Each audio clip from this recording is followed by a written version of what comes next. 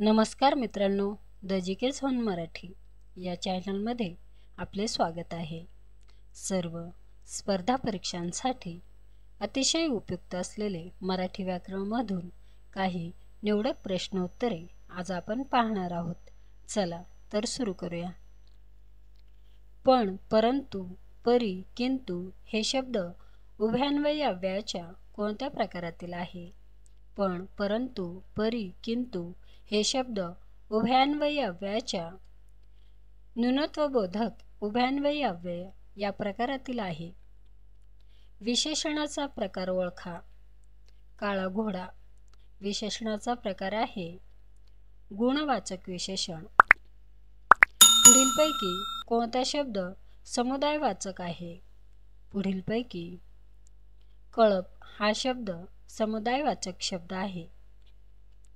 गोड या शब्दाचे भाववाचक नाम कोणते? गोड या शब्दाचे भाववाचक नाम आहे गोडवा। व्याकरणिक दृष्ट्या लेखन शुद्ध वाक्याचा पर्याय निवडा। व्याकरणिक दृष्ट्या लेखन शुद्ध वाक्याचा योग्य पर्याय आहे सर्व प्रगतीच्या मुळाशी सार्वजनिक धोरणे मूलभूत असतात। दुहेरी हा शब्द संख्या विशेषणाच्या कोणत्या पोट प्रकारातील आहे? दुहेरी हा शब्द संख्या विशेषणाच्या आवृत्तीवाचक या पोट प्रकारातील आहे। पुढील आज्ञार्थ क्रियापदावरून कोणत्या गोष्टीचा बोध होतो? तेवढी खिडकी लावा पाहू या आज्ञार्थ क्रियापदावरून सौम्य आज्ञा या गोष्टीचा बोध होतो। तटीणी कोणाला म्हणतात? तटीणी म्हणजेच नदी। तटीणी नदीला म्हणतात। पुढीलपैकी तेलुगू शब्दाचा गट ओळखा।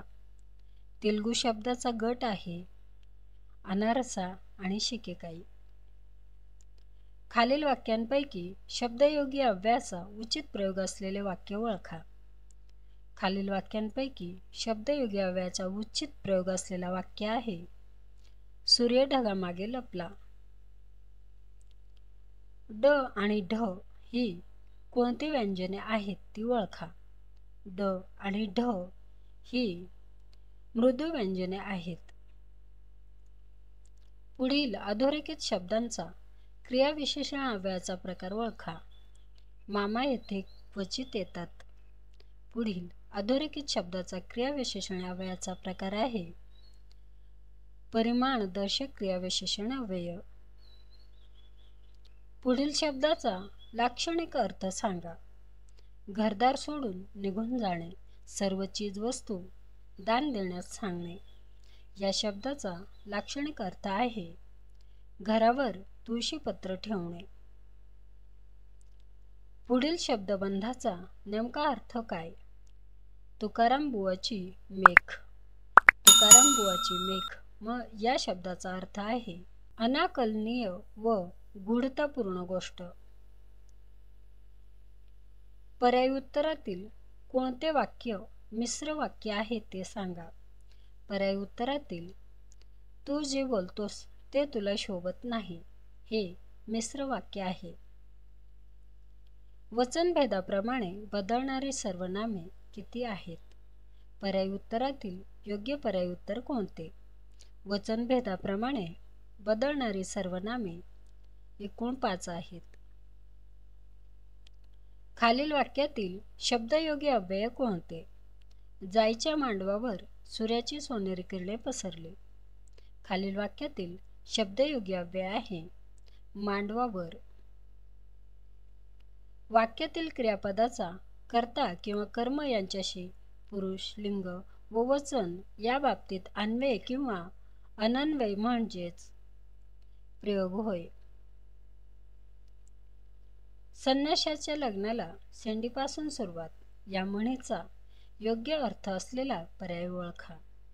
संन्याशाच्या लग्नाला शेंडीपासून सुरुवात या म्हणीचा योग्य अर्थ आहे एखाद्या गोष्टीचा आरंभ मुळापासून करणे। खालील वाक्याचा प्रकार ओळखा। दीपकला जांभळाची खूप झाडे दिसली या वाक्याचा प्रकार आहे केवल वाक्य. स्तब्ध बसणे हा अर्थ व्यक्त करणारा वाक्यप्रचार असणारा पर्याय निवडा. स्तब्ध बसणे हा अर्थ व्यक्त करणारा वाक्यप्रचार आहे. प्रसंग उद्भवला असताना कच खाणे ध्येयवादी माणसाला योग्य नाही. कच खाणे म्हणजेच शांत बसणे. हत्ती या शब्दाला समानार्थी शब्द निवडा. हत्ती या शब्दाला समानार्थी शब्द आहे सारंग. खालील अधोरेखित संख्या विशेषण शब्दाचा पोट प्रकार सांगा. आता यापुढे एकेकाने यावे. खालील अधोरेखित संख्या विशेषण शब्दाचा पोट प्रकार आहे पृथक्त्ववाचक. आरती सुरू झाल्यावर घंटानाद सुरू झाला. या वाक्याचा प्रकार ओळखा.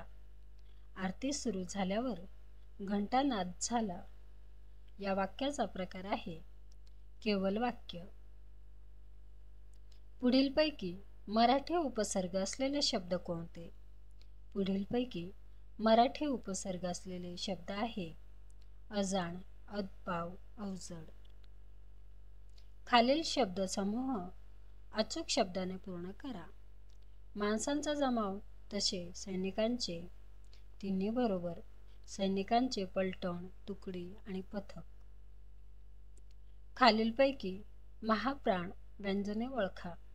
खालीलपैकी महाप्राण व्यंजने आहेत ख, फ आणि ध. मी स्वतः त्याला पाहिले.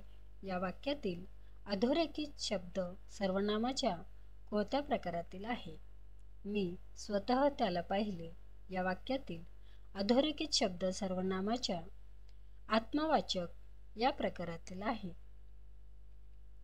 खाली दिलेल्या कोणत्या पर्यायातील शब्दांची रूपे अनेकवचनी होताना बदलत नाहीत? योग्य तो पर्याय निवडा. योग्य तो पर्याय आहे शत्रू, उंदीर, कवी, देव, चिक्कू. पुढील वाक्यातील अधोरेखित शब्दाची शब्दजात सांगा. आमच्या गावात बरेच पाटील आहेत. या वाक्यातील अधोरेखित शब्दाची शब्दजात आहे सामान्य नाम. खालील शब्दसमूहासाठी सार्थ ठरेल असा शब्द कोणता? देशासाठी वा समाजासाठी ज्याने प्राण वेचले तो. खालील शब्दसमूहासाठी सार्थ ठरेल असा शब्द आहे हुतात्मा. काल म्हणे मुलांनी गडबड केली. या विधानातील अव्ययाचा प्रकार ओळखा.